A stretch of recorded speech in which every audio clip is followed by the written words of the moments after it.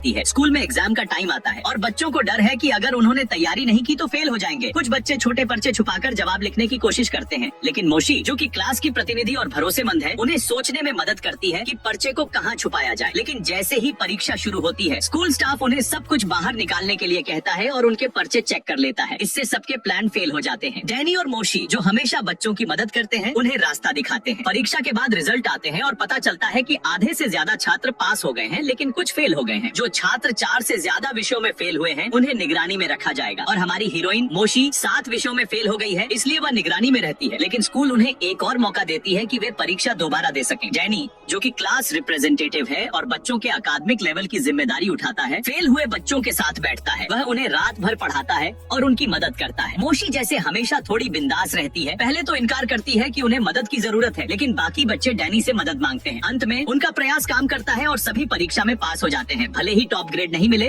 लेकिन कम से कम वे स्कूल में बने रहते हैं। अगले दिन क्लास में सभी बच्चों ने देखा कि उनकी क्लास की बोर्ड पर कोई भद्दा ग्राफिटी बना दिया गया है। स्कूल का सख्त टीचर चिल्लाता है और मोशी और डैनी से पूछता है कि किसने किया। मोशी अपनी हमेशा की शैली में छात्रों से कहती है कि जो भी ग्राफिटी बनाई है सामने आए और वह उन्हें बचाने में मदद करेगी। लेकिन बच्चे उसे शक करते हैं कि शायद उसने खुद ही किया है। टीचर क्लास में आता है और मोशी को पूछता है कि क्या उसने किया। मोशी अपने नोटबुक में अपना अलग तरीका दिखाती है कि वह नहीं कर सकती क्योंकि शैली अलग है। टीचर मान जाता है कि स्टाइल अलग है, लेकिन फिर भी देखता है कि मोशी हमेशा अपने नोटबुक में डूडलिंग करती है। मोशी धीरे धीरे जांच पड़ताल करती है और पता लगाती है कि ग्राफिटी करने वाले पहले 2 संभावित शरारती बच्चे हैं। वह उनके पीछे भागती है, यहाँ तक कि बाथरूम में भी उन्हें डराकर किताब को निकालवाती है, क्योंकि वह किताब स्कूल में रोमांटिक थी और बच्चों को छुपाना था। वह जानती है कि वही ग्राफिटी कर सकते हैं। दूसरा संभावित आरोपी डैनी होता है। मोशी उससे पूछती है कि क्या उसने कुछ छुपाया है। डैनी कहता है कि वह सच बताना चाहता है, लेकिन उसी समय मोशी की दोस्त बीच में आ जाती है। फिर मोशी को एक तस्वीर दिखाई जाती है जिससे पता चलता है कि डैनी उस समय फैंस के साथ था, इसलिए वह ग्राफिटी का आरोपी नहीं है। मोशी तब समझती है कि असली ग्राफिटी करने वाली वही लड़की है जो उसके पास स्प्रे पेंट लेकर आती है। मोशी उससे पूछती है और लड़की मान लेती है कि उसने किया है। मोशी को पता चल जाता है कि अब उसने सच में ग्राफिटी का खुलासा कर दिया। अगले दिन घमंडी शिनी क्लास में आती है और कहती है कि स्कूल प्रिंसिपल उन्हें एक और मौका देगा कि वे बेस्ट पेंटिंग प्रतियोगिता में हिस्सा ले सकें। शिनी मोशी को चुनौती देती है कि उनकी भागीदारी का मतलब यह नहीं कि वे जीतेंगे। मोशी अपनी टीम के साथ जासूसी करती है कि टॉप क्लास की पेंटिंग कैसी बन रही है। वहाँ देखकर पता चलता है कि उन्होंने पूरा म्यूजियम जैसा पेंटिंग सेटअप कर रखा है। मोशी सुनकर छात्रों के आइडियाज सुनती है और उन्हें नोट कर लेती है, जैसे कि नारुतो, सिंड्रेला या एलियन कैरेक्टर बनाना। टॉप क्लास को देखकर मोशी को अंदाजा होता है कि उनके प्रतियोगी बहुत स्मार्ट हैं, लेकिन वह अपनी टीम के साथ प्लान बनाकर प्रतियोगिता के लिए तैयार होती है। स्कूल में प्रतियोगिता की तैयारी में सब फेल हो रहे हैं, लेकिन मोशी की आइडिया आती है कि हर कोई अपनी अलग क्रिएटिविटी जोड़ दे। सब मिलकर एक बोर्ड पर अलग अलग हिस्से बनाते हैं और बोर्ड उनके सभी टैलेंट्स को दिखाता है। फिर मोशी और डैनी को पता चलता है कि उनकी ग्राफिटी वाली दोस्त कुछ दिनों से स्कूल नहीं आई। वे रात को उसे खोजने जाते हैं और पाते हैं कि कुछ लड़के उसे परेशान कर रहे हैं। मोशी तुरंत बीच में आती है और जानती है कि असल में पहले साल की वजह से वह खुद ही उसे नाराज कर चुकी थी। वह उसे माफी देती है और दोस्ती फिर से जोड़ देती है। अगले दिन उनकी दोस्त ग्राफिटी में बेहतरीन कला दिखाती है,